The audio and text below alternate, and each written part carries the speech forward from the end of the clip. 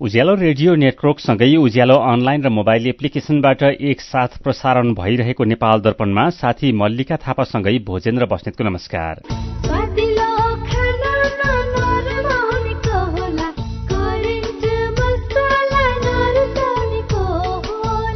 नेपाल दर्पणको साथमा करेन्ट मसला र करेन्ट चिया स्वादको झट्का। नेपाल दर्पण सुरु गरौं मुख्य खबरका शीर्षकहरूबाट। प्रेमप्रसाद आचार्यले उठाएका विषयमाथि छानबिन गर्न गृह मन्त्रालयले समिति बनायो। आचार्यका माग सम्बोधनको माग गर्दै आज पनि प्रदर्शन। सस्तो लोकप्रियताका निर्णय नगर्न सरकारलाई चेतावनी।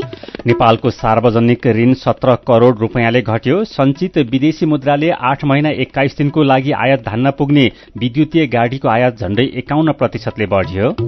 कृषि क्षेत्रको अनुदान वास्तविक किसानसँग नपुगेको गुनासो बढ्दो। व्यवस्थित गर्न किसानको वर्गीकरण सूचीकरण सहित विभिन्न पहल भइरहेको सरकारको भनाई। किसानको सूचीकरण वर्गीकरण जरुरी छ। जो वास्तविक किसान हो उहाँको पहिचान जरुरी छ भनेर हामी अहिले किसानको पहिचान स्थापित गर्नको लागि किसान परिचय पत्र बनाउने सन्दर्भमा किसानको सूचीकरण कार्यक्रमलाई लगिरहेछौँ। फ्रान्समा प्राकृतिक प्रकोपको लागत 23 वर्ष यताकै उच्च। फ्रान्सेली बीमा कम्पनीहरूले एकै वर्ष 10 अर्ब युरो गुमाए। र टाइगर कप भलिबल प्रतियोगिताको महिलातर्फ उपाधिका लागि एपीएफ र आर्मी खेल्ने नेपालका आसिफ शेखलाई ICC spirit of cricket award. खुशी कसरी खुशी हुन्छ जब बने छैन कोही आफ्नो भन्दैमा आफ्नो हुन सम्पर्कमा बस्या खै। सम्पर्कका लागि बलियो आधार नेपाल टेलिकम हो राष्ट्रकै सञ्चार। सम्पर्कको आधार राष्ट्रको सञ्चार नेपाल टेलिकम राष्ट्रको सञ्चार। नेपाल टेलिकम राष्ट्रको सञ्चार। सुन त मेरो कपडा प्याकिङ गरिदेऊ त। श्यामजीको मिसेसलाई क्यान्सर उपचार गराउन इन्डिया सँगै लिएर जानुपर्ने भयो। ए हो र। अनि सुन्नु त अब क्यान्सरको उपचार सीएमसी क्यान्सर इन्स्टिच्युट भरतपुरमा नै हुन्छ नि। नेपालमै पहिलो पटक अत्याधुनिक भेरिएन्ट ट्युबिम भएको 6D काउस र हाइपर आर्क लगायतका अत्याधुनिक उपकरण प्रयोग गरी मस्तिष्कमा रहेको ट्युमर, फोक्सोको क्यान्सर, स्तन क्यान्सर, घाँटी तथा टाउको सम्बन्धी क्यान्सर, पेट तथा कलेजो सम्बन्धी क्यान्सर, पाठेघरको मुख, गर्भाशय तथा मूत्राशय सम्बन्धी क्यान्सर तथा अन्य क्यान्सरहरूको उपचार हुन्छ। क्यान्सर भएको ठाउँको पहिचान गरी रेडिएसनको माध्यमबाट पूर्ण रूपमा निको हुने गरी पनि उपचार गरिन्छ। सरकारी अस्पतालकै सेवा शुल्कमा उपचार हुनुका साथै नेपाल सरकारबाट प्रदान गरिने क्यान्सर पीडितहरूका लागि 1 लाखसम्मको छुटको व्यवस्था पनि छ। ओहो, यस्तो सुविधा रहेछ। ल अब क्यान्सर उपचार गराउन सीएमसी क्यान्सर इन्स्टिच्युटमा नै लिएर जान्छौँ। क्यान्सर विरुद्ध आशाको किरण CMC cancer institute. Phone 056 594 333 594 333। Nepal दर्पणमा अब खबरको सिलसिला। आफैलाई आगो लगाएर ज्यान गुमाएका इलामका प्रेमप्रसाद आचार्यले उठाएका विषयमा छानबिन गर्न गृह मन्त्रालयले 6 सदस्यीय छानबिन समिति गठन गरेको छ। गृह मन्त्रालयका सहसचिव नारायण प्रसाद रिसालको संयोजकत्वमा 6 सदस्यीय छानबिन समिति गठन गरेको गृह मन्त्री रवि लामिछानेको सचिवालयले जनाएको छ। समितिमा अर्थ मन्त्रालयका उपसचिव, उद्योग वाणिज्य तथा आपूर्ति मन्त्रालयका उपसचिव, श्रम रोजगार तथा सामाजिक सुरक्षा मन्त्रालयका उपसचिव, नेपाल प्रहरीबाट प्रहरी उपरीक्षक र राष्ट्रिय अनुसन्धान विभागका उप अनुसन्धान निर्देशक सदस्य रहने गरी समिति बनाएको हो। समितिलाई आचार्यले सामाजिक सञ्जालमा उठाएका सबै विषयमा छानबिन गरी प्रतिवेदन तयार पार्न र त्यस बारेमा सरकारले गर्नुपर्ने कामको बारे सुझाव दिने कार्यदेश दिएको गृह मन्त्रालयले जनाएको छ। अस्ति मंगलबार बानेश्वरमा आफैले आगो लगाएका आचार्यको उपचारको क्रममा हिजो बिहान ज्यान गएको थियो। आचार्यको विषयमा छानबिन गर्न र यथाशीघ्र प्रतिवेदन तयार पार्न मन्त्री परिषदको हिजोको बैठकले गृह मन्त्रालयलाई जिम्मेवारी दिएको थियो। आचार्यले उठाएका विषयको सम्बोधन हुनुपर्ने र आचार्यले न्याय पाउनुपर्ने भन्दै काठमाडौँमा प्रदर्शन पनि भइरहेको छ। आचार्यको माग पूरा गर्न र चर्चाको लागि मात्र निर्णय नगर्न भन्दै हिजो र आज माइतीघर मण्डलादेखि बानेश्वरसम्म शान्तिपूर्ण प्रदर्शन भएको छ। प्रदर्शनकारीहरूले सरकारले मृतक आचार्यका मागहरू छानबिन गर्ने भनेर औपचारिकता पूरा गर्न मात्रै लागेको भन्दै त्यसको विरोध जनाएका छन्। प्रदर्शनमा उपस्थित प्रदर्शनकारीहरूले मृतक प्रेमप्रसाद आचार्यले आत्मदाह गर्नुपर्ने स्थिति कसरी सृजना भयो र त्यो अवस्थामा कसले पुर्यायो भन्ने बारेमा सरकार गम्भीर नबनेको आरोप लगाएका छन्। नेकपा माओवादी केन्द्रले राष्ट्रपतिमा नेपाली कांग्रेस सहित राष्ट्रिय सहमति गर्नुपर्नेमा जोड़ दिएको छ। माओवादी केन्द्रीय कार्यालय पेरिस डाँडामा बसेको स्थायी समितिको बैठकपछि संचारकर्मीसँग कुराकानी गर्दै माओवादी उपाध्यक्ष कृष्ण बहादुर महराले राष्ट्रपतिका विषयमा राष्ट्रिय सहमति गर्नुपर्नेमा जोड़ दिइएको बताउनुभयो। बैठकमा राष्ट्रपतिको चुनाव लगायतका विषयमा छलफल भएको हो। आजको बैठकमा अध्यक्ष पुष्पकमल दाहाल प्रचण्डले समसामयिक राजनीतिक अवस्थाबारे जानकारी गराउनु भएको छ। बैठकमा प्रचण्डले आफूले विश्वासको मत लिँदा भएको राष्ट्रिय सहमतिलाई कायम राख्नुपर्ने भन्दै निषेधको राजनीति अन्त्य गर्नु अहिलेको आवश्यकता भएको बताउनुभयो। स्थायी समिति बैठक भोलि फेरि बस्नेछ। नेपाली कांग्रेस केन्द्रीय कार्यसमिति बैठक अनिश्चितकालका लागि स्थगित भएको छ। कांग्रेस मुख्य सचिव कृष्ण प्रसाद पौडेलले विज्ञप्ति निकालेर माघ 15 गतेका लागि तय गरिएको बैठक अर्को सूचना प्रकाशन नभएसम्मका लागि स्थगित भएको जानकारी गराउनु भएको हो। चुनावको समीक्षा र समसामयिक राजनीतिबारे छलफलका एजेण्डा बैठकका थिए। पुष 22 गतेका लागि बोलाएको बैठक पटक पटक सर्दै आएको छ। गठबन्धन भत्किएपछि रक्षात्मक अवस्थामा रहनुभएका सभापति शेरबहादुर देउवा केन्द्रीय समितिको सामना गर्न डराएको आरोप लाग्दै आएको छ। यस्तै प्रधानमन्त्री पुष्पकमल दाहाल प्रचण्डलाई विश्वासको मत दिएका विषयमा पनि कांग्रेसभित्र मतभेद छ। प्रमुख निर्वाचन आयुक्त दिनेश कुमार थपलियाले सामाजिक सञ्जाललाई नियमन गर्न नीति बनाएपछि चुनाव व्यवस्थापनमा सुधार हुँदै गएको बताउनु भएको छ। नेपाल कानून आयोग र प्रेस काउन्सिल नेपालले आयोजना गरेको प्रतिनिधि सभा र प्रदेश सभा निर्वाचन 2079 आम संचार पर्यवेक्षण प्रतिवेदनमाथिको छलफलमा उहाँले चुनाव अगाडि सामाजिक सञ्जाल मध्य फेसबुक र टिकटकसँग सहकार्य नै गरेर काम गर्दा सहज भएको बताउनुभयो। उहाँले सामाजिक सञ्जाललाई प्रेस काउन्सिल नेपालले आफ्नो दायरामा ल्याएर अनुगमन गर्नुपर्ने र सामाजिक सञ्जाल पनि आम संचार माध्यमकै रूपमा स्थापित हुन खोजिरहेको हुँदा एउटा दायरामा ल्याएर नियमन तथा व्यवस्थापन गर्नुपर्नेमा जोड़ दिनुभयो। कार्यक्रममा पूर्व प्रधान न्यायाधीश सुशीला कार्कीले आफूले पनि चुनावको अनुगमन गर्ने मौका पाएको र काठमाडौँ, भक्तपुर र ललितपुरमा चुनावको अनुगमन गर्दा पहिलाको तुलनामा धेरै शान्तिपूर्वक निर्वाचन हुने गरेको बताउनुभयो। सुर्खेतमा 5 जनामा दादुरा संक्रमण पुष्टि भएको छ। सुर्खेतका 3 पालिकाका 5 जनामा दादुरा संक्रमण पुष्टि भएको प्रदेश स्वास्थ्य निर्देशनालयका सूचना अधिकारी पदम बहादुर केसीले जानकारी दिनुभयो। छिमेकी जिल्ला बाँकेमा दादुराको संक्रमण तीव्र भइरहेका बेला सुर्खेतमा पनि संक्रमण देखिएकाले सतर्कता अपनाउन उहाँले सुझाव दिनुभयो।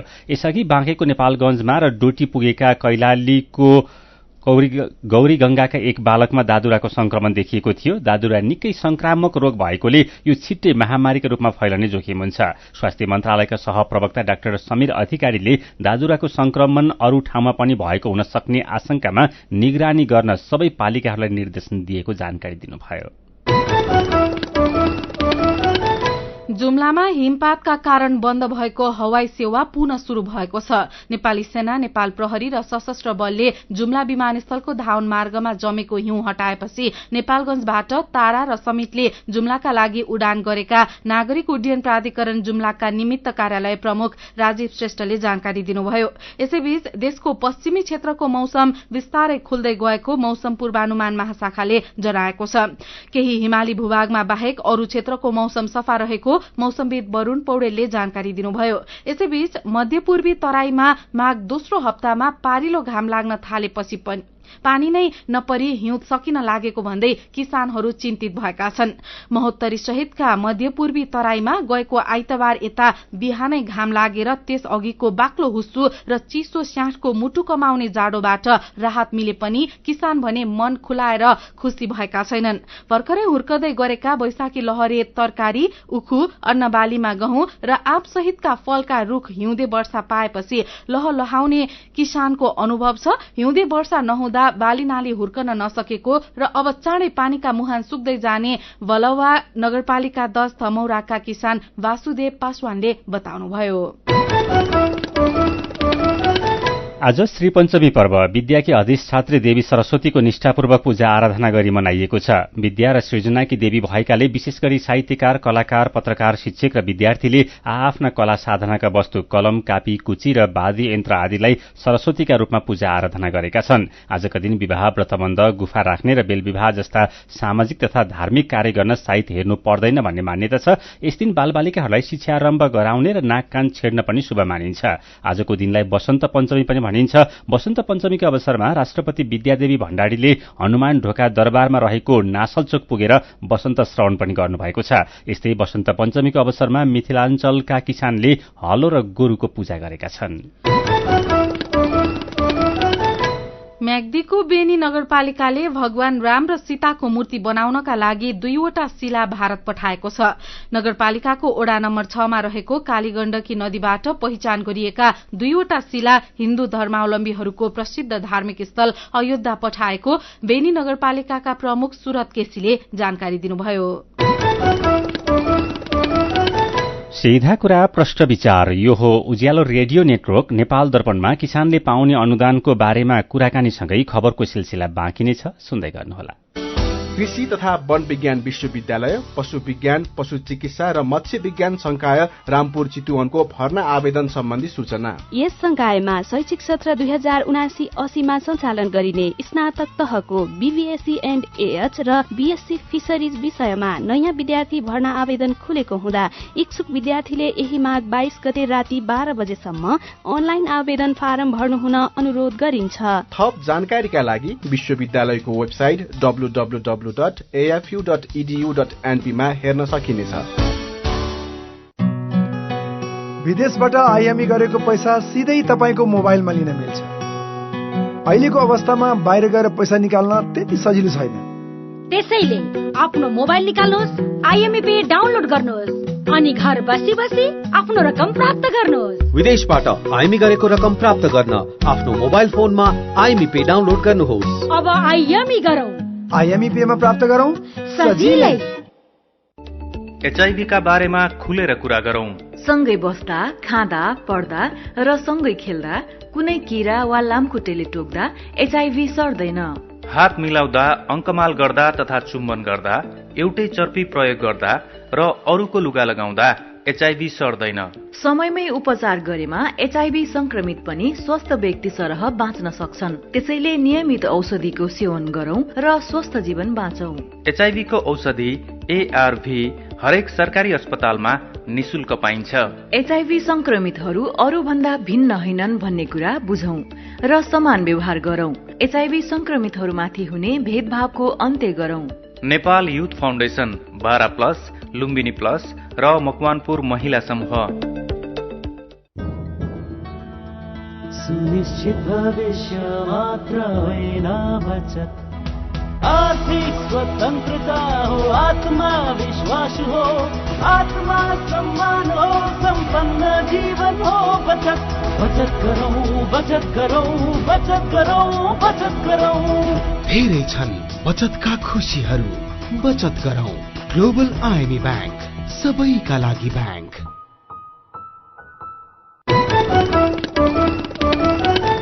उज्यालो रेडियो नेटवर्कबाट प्रसारण भइरहेको नेपाल दर्पणमा तपाईंलाई फेरि स्वागत छ। यतिन्जेल हामीले प्रेम प्रसाद आचार्यले उठाएका विषयमाथि छानबिन गर्न गृह मन्त्रालयले छानबिन समिति बनायो। राष्ट्रपतिमा नेपाली कांग्रेस सहित राष्ट्रिय सहमति गर्नुपर्नेमा माओवादीको जोड, सुर्खेतमा 5 जनामा दादुरा संक्रमण पुष्टि लगायतका खबर प्रस्तुत गर्यौं। नेपाल दर्पणमा अब बाँकी खबर।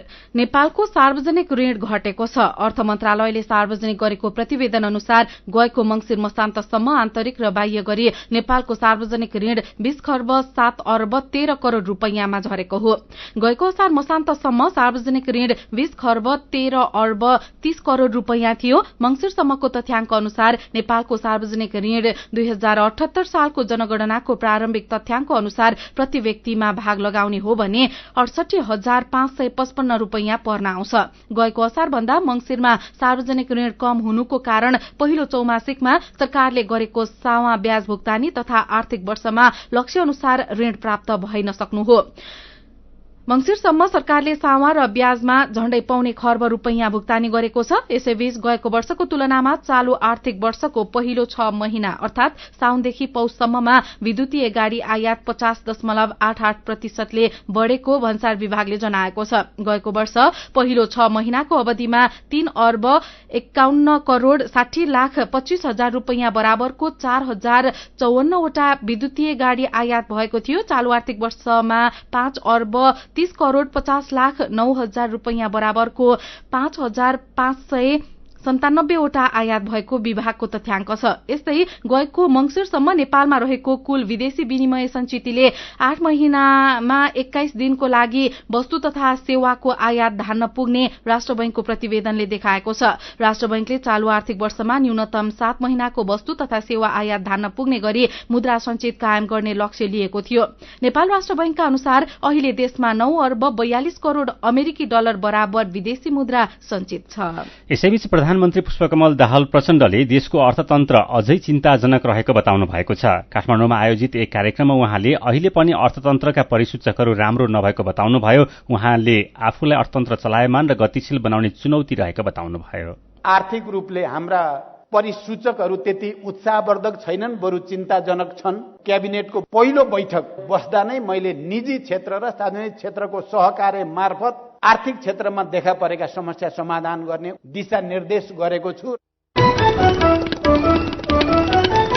होटल, रेस्टुरेन्ट तथा अरू सेवा प्रदायकले लिने गरेको सेवा शुल्कलाई सर्वोच्च अदालतले खारेज गरिदिएको छ।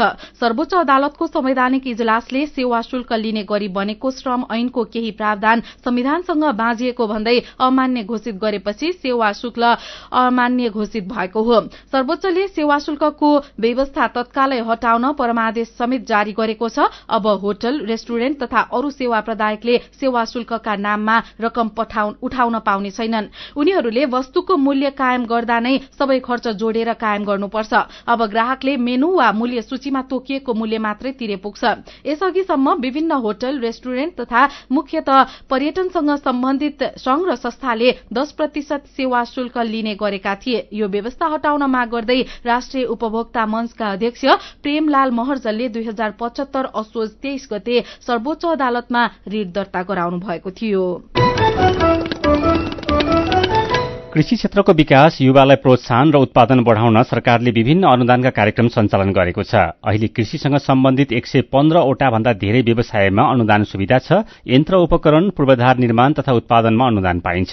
तर कतिपय प्रक्रियागत झन्झट र कसैलाई जानकारी नै नहुँदा अनुदान वास्तविक किसानसँग पुग्न नसकेको गुनासो छ। प्रदेश र पालिका तहबाट कार्यान्वयन हुने अनुदानका कार्यक्रममा बढ़दै गएको गुनासोबारे मन्त्रालय कतिको जानकार छ भनेर साथी मदन पौड्यालले कृषि तथा पशुपन्छी विकास मन्त्रालयका प्रवक्ता प्रकाश कुमार सञ्जेललाई सोध्नु भएको छ। कृषि अनुदानलाई व्यवस्थित गर्नुपर्छ भन्नेमा मन्त्रालय पनि अत्यन्तै सजग छ। त्यही भएर अहिले खास गरी संघीय मन्त्रालयबाट चाहिँ अनुदानका कार्यक्रमहरू हामी सञ्चालन गर्दैनौँ। प्रदेश र स्थानीय तहमा आवश्यकता, औचित्यता, सम्भाव्यताका आधारमा अनुदान कार्यक्रमको लागि हामीले सशक्त वित्तीय हस्तान्तरण गर्ने हो र अनुदानलाई कार्यक्रमलाई वास्तविक किसानसम्म पुर्याउनको लागि सर्वप्रथम हामीले किसानको सूचीकरण, वर्गीकरण जरुरी छ। जो वास्तविक किसान हो उहाँको पहिचान जरुरी छ भनेर हामी अहिले किसानको पहिचान स्थापित गर्नको लागि किसान परिचय पत्र बनाउने सन्दर्भमा किसानको सूचीकरण कार्यक्रमलाई स्थानीय तह मार्फत लगिरहेछौँ। किसानको परिचय पत्र नम्बर जेनेरेट गर्ने गरी हाम्रो अब नीतिगत व्यवस्था पनि हामी क्रमशः गर्दै जानेछौँ। त्यसो भयो भने वास्तविक किसान जो हो उहाँहरूलाई मात्रै कृषि अनुदान कार्यक्रममा सहभागी गर्न सकिन्छ भनेर मन्त्रालय त्यो विषयमा मन्त्रालय सजग छ र अनुदान कृषि अनुदानलाई व्यवस्थित गरिनुपर्छ र यसलाई चाहिँ नियमन गरिनुपर्छ। नीतिगत व्यवस्थाको रूपमा अब कृषि ऐनमा नै यो विषय आउनुपर्छ भनेर पनि मन्त्रालयले कृषि विधेयकको तयारी गरिरहेछ। त्यसमा पनि कृषि अनुदानलाई व्यवस्थित गर्ने विषयहरू परेको छ। अहिले चाहिँ वास्तविक किसान तहमा चाहिँ सरकारका यी अनुदानका कार्यक्रमहरू चाहिँ किन पुग्न सकेनन्, समीक्षा गर्नु भएको छ कि छैन? हजुर, यो एकदमै समीक्षाको विषय भएको छ। हामीले त्रैमासिक रूपमा विभिन्न मन्त्रालय र मातहतका निकायबाट भएका कार्यक्रमहरूको समीक्षा गरिरहेका छौँ। संघीय मन्त्रालयबाट सूचना आह्वान गरेर फिल्ड भेरिफिकेसन गरेर अनुदानका कार्यक्रमहरू प्रभाव हुँदैन। त्यसमा वैदेशिक सहयोगमा सञ्चालित आयोजनाहरू एक्सेप्सन अपवादको रूपमा उहाँ एउटा छुट्टै कार्यविधिबाट गभर्न हुन्छन् र अरू चाहिँ हामीले संघीय मन्त्रालयले प्रदेश र स्थानीय तहलाई अनुदान, पूर्वाधार विकास, उत्पादकत्व वृद्धि, आत्मनिर्भर कार्यक्रम लगायतका कार्यक्रम सञ्चालन गर्नको लागि स्थानीय सरकार र प्रदेश सरकारलाई सशक्त वित्तीय हस्तान्तरण गर्ने हो अधिकांश र त्यसकै समन्वय र कार्यविधिगत व्यवस्थाहरू गर्ने मात्रै अहिले संघीय मन्त्रालयले गरिरहेको हो। मन्त्रालय चाहिँ नीतिगत व्यवस्था तय गर्न र नियमन गर्न जिम्मेवार छ कि छैन? छ। यो चाहिँ समग्र देशभरमा हुने सबै कृषि विकासका कार्यक्रमहरू चाहे त्यो स्थानीय तहबाट भएको होस् वा प्रदेश तहबाट भएको हो, मुख्य जिम्मेवार उहाँहरू भए पनि अन्ततोगत यसको सम्पूर्ण अनुगमन गर्ने, त्यसलाई चाहिँ नीतिगत व्यवस्थाहरू गरिदिने, सहजीकरण गर्ने जिम्मेवारी संघीय कृषि मन्त्रालयको पनि रहन्छ। भनेपछि किन चाहिँ प्रभावकारी कार्यान्वयन गर्न सक्नु भएन अथवा नीतिगत व्यवस्था हुँदाहुँदै पनि कार्यान्वयन गर्न सकिएन अथवा व्यवस्था नै त्यस्तो चाहिँ मजबुत बन्न सकेन नि त? कार्यान्वयन हुँदै नभएको भन्ने पनि होइन। प्रभावकारी कार्यान्वयन र अनुगमन जनशक्तिसँग जोडिएको विषय पनि छ, संरचनासँग जोडिएको विषय पनि छ र सबैभन्दा महत्त्वपूर्ण कुरो कृषिलाई नीतिगत व्यवस्था नियमन गर्नको लागि कृषि ऐन भनेर एउटा छाता ऐन छैन। हामीलाई यो बिउ बिजनको ऐन छ जसले बिउ बिजनको मात्रै नियमन गर्छ, तर यो कृषि विकासका कार्यक्रमहरूलाई नियमन गर्ने हाम्रो कृषि ऐन भएन। अनुदानलाई व्यवस्थित गर्नलाई अब अनुदान भनौँ न दुरुपयोग गर्नेहरूलाई कारबाही गर्ने किसिमको अथवा त्यसलाई व्यवस्थित गर्नलाई नीतिगत व्यवस्था सहितको एउटा ऐन आवश्यक परेको छ हामीलाई, जुन चाहिँ हामीले अब विधेयकको रूपमा अहिले मस्यौदा तयार गरेका छौँ। मलाई लाग्छ अब छिटै नै यो नयाँ संसदबाट पारित भयो भने त्यसले थप व्यवस्थित गर्न मद्दत पुग्छ। यसै आउने संसद अब बस्ने संसदहरूबाट यसको कृषि ऐन पारित हुने हामी विश्वास गरेका छौँ। त्यसपछि थप व्यवस्थित भएर जान्छ। उहाँ हुनुहुन्थ्यो कृषि तथा पशुपन्छी विकास मन्त्रालयका प्रवक्ता प्रकाश कुमार सञ्जेल। नेपाल दर्पणमा मेरो पनि भन्नु छ सँगै खबरको सिलसिला बाँकी नै छ, सुन्दै गर्नुहोला। आधुनिक र प्राकृतिक चिकित्सा पद्धतिको वैज्ञानिक सम्मिश्रण स्थल डनी हिलिङ क्लिनिक। यहाँ विशेषज्ञहरूद्वारा नसा, हाड जोड्नी, मांसपेशीका दुखाइ र अन्य समस्याको उचित परीक्षणद्वारा रोगको पहिचान, उपचार र परामर्श प्रदान गरिन्छ। Physiotherapy, acupuncture, Ayurveda, medical massage तथा विशेषज्ञहरूको सल्लाह अनुसार न्यूनतम प्रतिकूल प्रभाव हुने गरी उचित उपचार गरिन्छ। स्वस्थ जीवनशैली तथा निरोधात्मक परामर्शको लागि आउनुहोस्। हाम्रो सिद्धान्त निको प्रकृतिले पार्छ, हामी सहयोग गर्छौं। डनी हिलिङ क्लिनिक, एकान्त कुना road, Jawalakhel. Phone number 5521 885, 98 018 16 380। Website denihealing.com। मेरा छोराछोरीको सपना अन्तर्राष्ट्रिय स्तरको उच्च शिक्षा। म पनि यस्तै चाहन्छु। मलाई विश्वास छ हाम्रो सपना र चाहनालाई पूरा गर्छ नेपाल जापान सेवा सेन्टरले। हजुर, उच्च शिक्षाको लागि जापानको जुनसुकै सिटीमा अध्ययन गर्न र जापानिज भाषा सिक्नको लागि हामी तपाईको साथमा छौं। सम्पर्क Nepal Japan Seva centre, Nagpokhari, Kathmandu. Phone number 44 28 242, 44 28 242। Come once, you will certainly be benefited. सुरक्षित र समृद्ध होस् जिन्दगीको सेरोफेरो। भोलिको लागि सोच्नु पर्ने कर्तव्य हो तिम्रो मेरो। ढुक्क हुन भोलिलाई बिमा गरौँ है, नेशनल लाइफ इन्सुरेन्समा बिमा गरौँ है।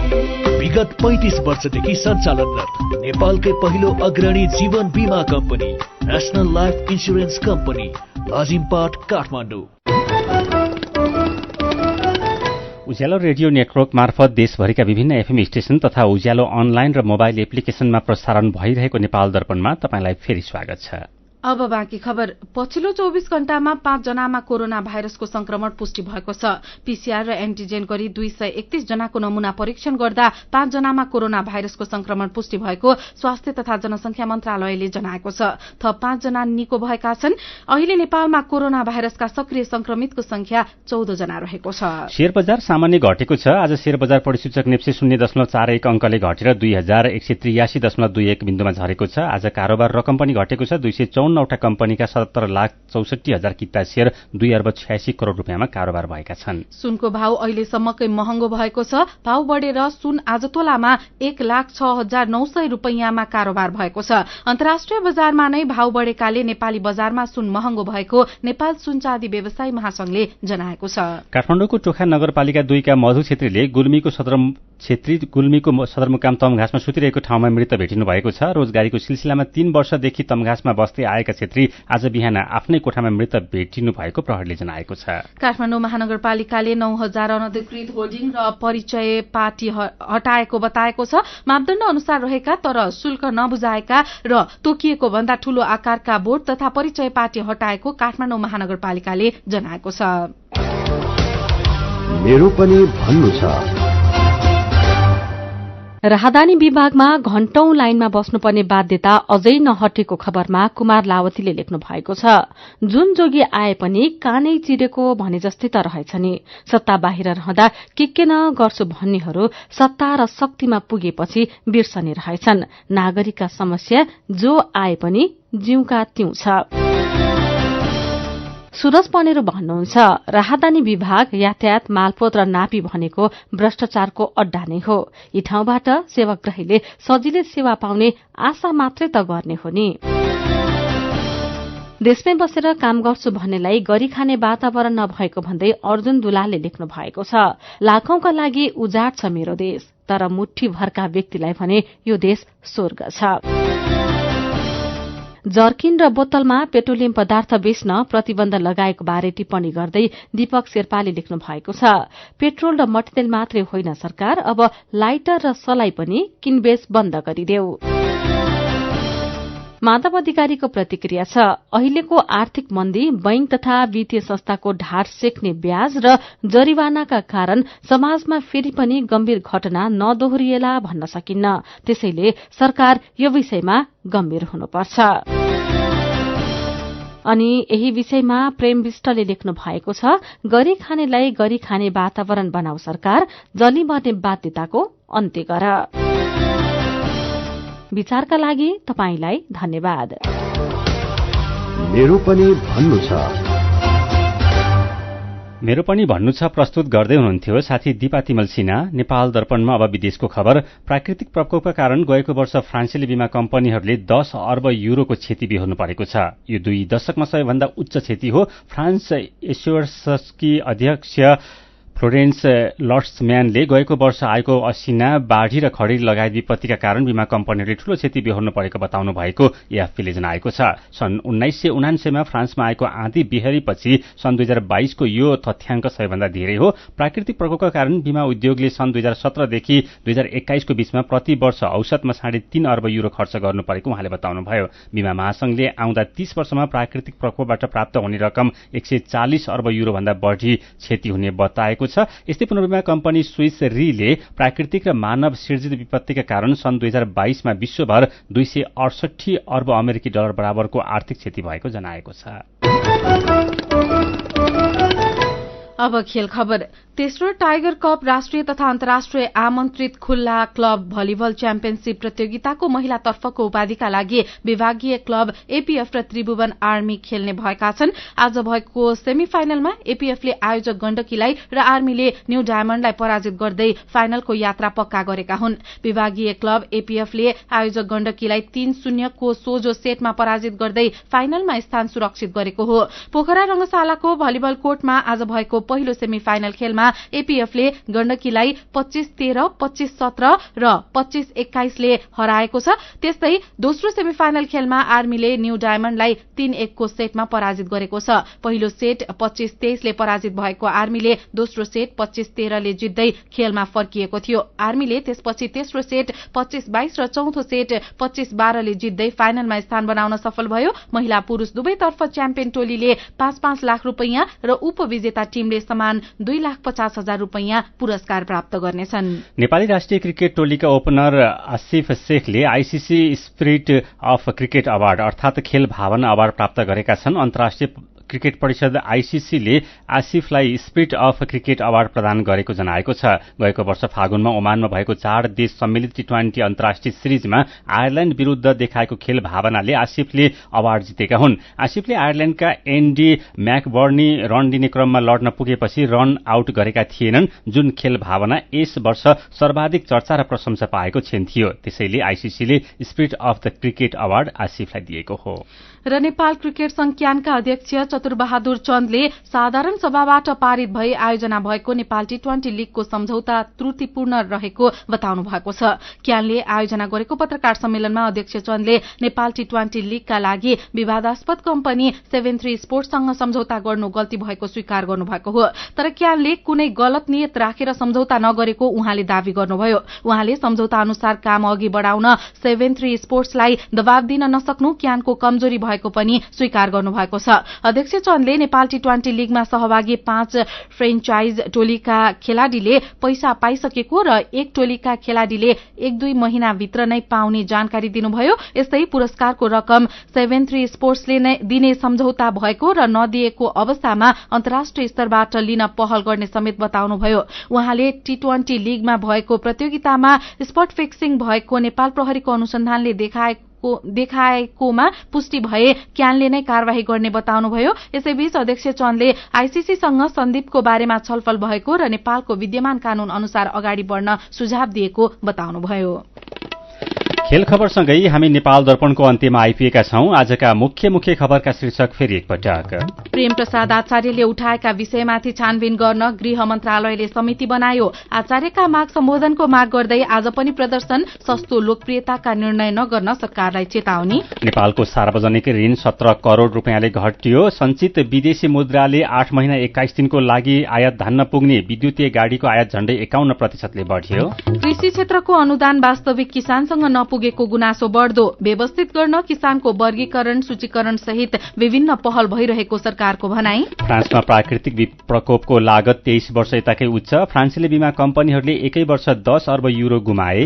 र टाइगर कप भलिबल प्रतियोगिताको महिलातर्फ उपाधिका लागि एपीएफ र आर्मी खेल्ने नेपालका आसिफ शेखलाई ICC spirit of cricket award.